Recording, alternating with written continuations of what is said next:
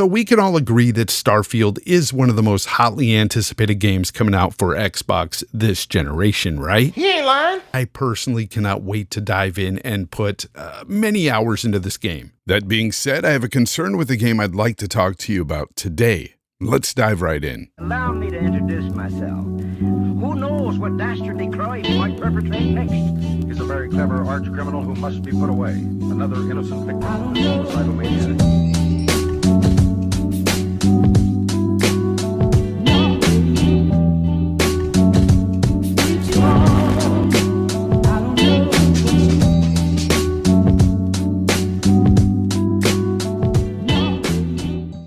So you kind of have, the new tech also opens up some new options. And I mean, it's been really cool to see these modern consoles really embrace a lot more PC-like choice in terms of give me 4K ray traced, dial up everything, but 30 frames per second, or, maybe dial down my effects and I want that 60 frames per second. What is your opinion? How do you like to play your game? It depends on the game. I think for our games, I'm more of a 30 frames a second fidelity person. For our style game, I honestly feel 30 feels great, and I'd rather have all the little bits and shiny pixels and be able to pick up the cups and I like that level of immersion. That doesn't mean that that's for everybody. Right. I'm totally with you for whatever it's worth. Yeah. I want to soak myself in that universe that you created. And I'd like to soak myself in gasoline after hearing that conversation. No, but seriously, people. What is going on? Welcome back to a video. I know it's been a while since I've done a video. I still do my Games Talk Live podcast here on YouTube every Sunday, 2 p.m. Pacific Standard Time, 5 p.m. Eastern. And it's good to be back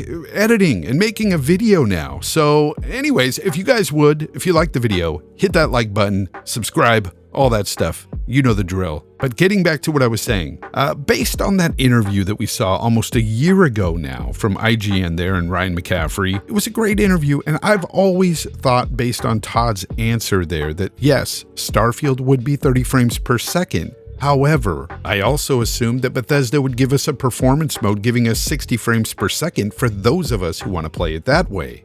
Now, I'm not so sure. Given the recent releases of A Plague's Tale Requiem and Gotham Knights, both have released on next-gen only consoles. They've left the past behind to innovate and push forward, folks. Yet, they really haven't pushed forward in terms of frames. There are no performance options here, with the caveat being that A Plague's Tale Requiem has a 40 frames mode if you have a 120Hz TV. But really, that's besides the point. There is no 60 frames per second option in either of these games, and Gotham Knights can barely handle 30 as is. It's an extremely unstable and ugly experience. Now, the developers for Gotham Knights, WB Montreal, they claim their game can only run at 30 frames per second on these next-gen consoles, both the PlayStation 5 and the Series X, because, well, they've got a highly detailed world complete with ray tracing and untethered co-op. Are you gonna lie like that?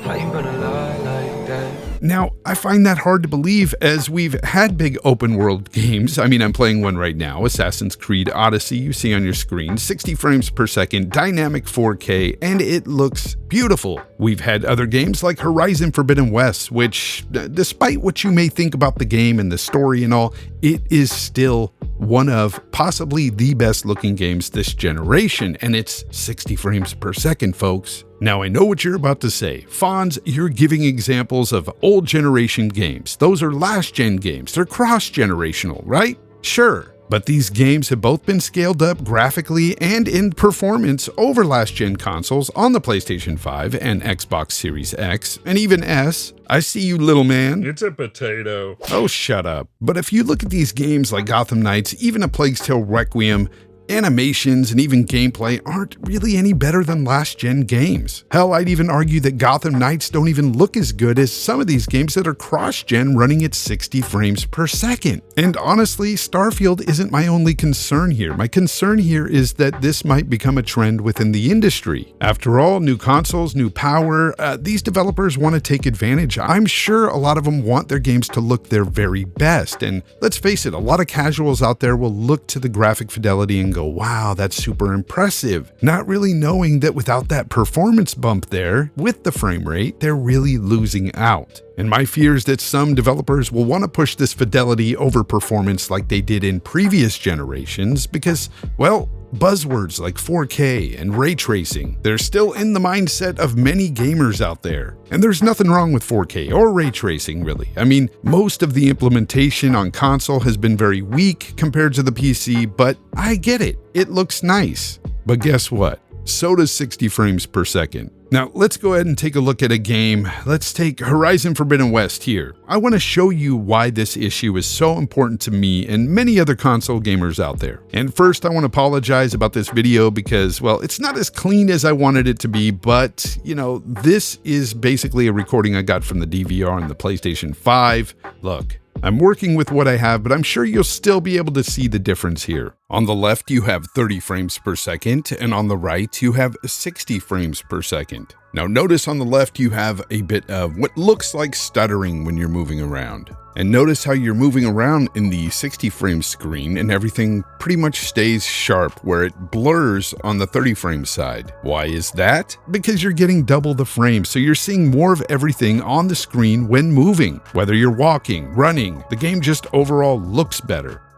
And folks, we aren't playing a slideshow here. We are playing video games. It's all about movement. It's all about that motion. And, you know, again, this is why I push for higher frame rates over resolution any day of the week, folks. It's all about that movement with any game. Speaking of which, and this is probably the most important factor concerning this argument, it's the movement that not only looks better, but feels better overall. And here's the thing, folks, it's more responsive. That's right, you get less input lag with higher frames. As gamers, it should be very important to you because higher frame rate is taking that next step forward in the console space. PC gamers have long been spoiled with higher frame rates, and it was us console gamers who were stuck at that 30 frames per second because of old hardware. Well, we're way beyond that with these new consoles. They are very capable of delivering good quality graphics and higher frame rates. There's just no excuse, in my opinion, that these developers can give that could justify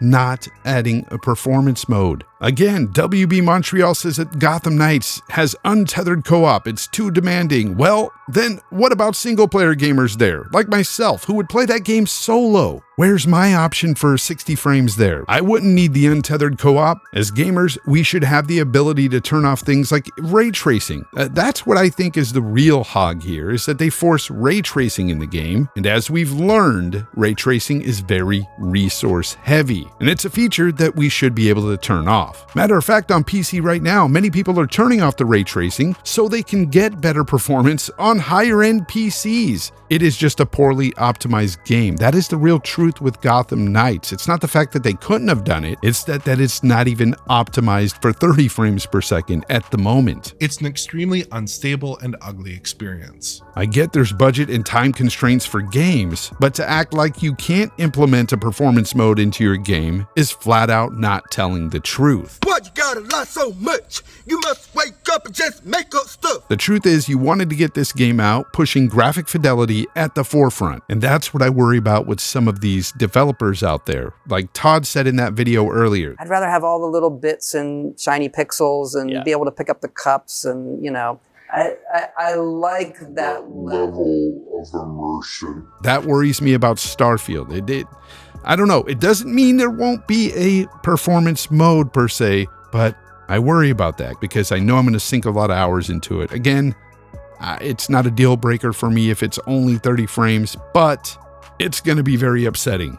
Very upsetting. Anyways, folks, this is just my take here. This is what I'm thinking right now. Let me know what you guys think in the comments down below. Do you think this will become a trend with some developers out there? I mean, we know that Sony's first party and Microsoft's first party, for the most part, have really provided performance modes in their games. But again, these have been cross-generational games right now. Going forward, are they going to try to get to that uncanny valley? Will they push fidelity over frames and not offer an option for those higher frames? This is what I'm worried about this generation. I think we're going to have more of an issue with this, with multiplats, of course, like we've seen in Gotham Knights, like we've seen in A Plague's Tale. It's going to be those multiplats that give us the most grief. For the most part, I'm not too worried about the first-party titles for both Xbox and Sony. Most of those I think will have performance modes in.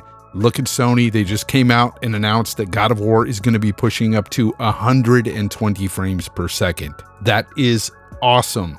I want more of that.